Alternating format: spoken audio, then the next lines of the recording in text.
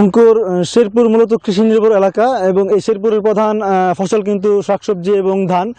শেরপুর জেলায় এবার 9,000 হেক্টর জমিতে শীতকালীন সবজি আবাদের লক্ষ্যমাত্রা নির্ধারণ করা হয়েছিল এবং ইতিমধ্যে কিন্তু অর্ধেকেরও বেশি যে জমিতে কিন্তু বিভিন্ন ধরনের শাকসবজি রোপণ করা সম্পন্ন হয়েছে। কৃষকরা কিন্তু এখন সেই সব শাকসবজির পরিচর্যায় ব্যস্ত সময় পার করছেন।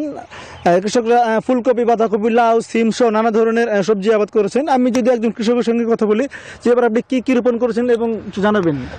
আমি এবার ফুলকপি, বাঁধাকপি, সিম, বেগুন ডাল এগুলো করতেছি ইনশাল্লাহ। করছি কপিটা আপনার বৃষ্টির কারণে 2বার করে চারা ফেলানি হয়েছে, কিছু খরচ বেশি হয়ে গেছে।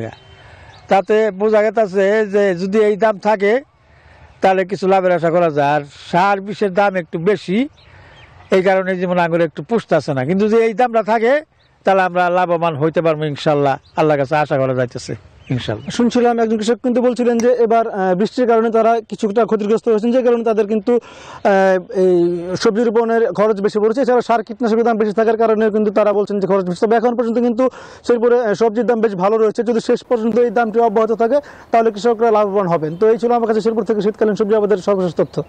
অঙ্কুর।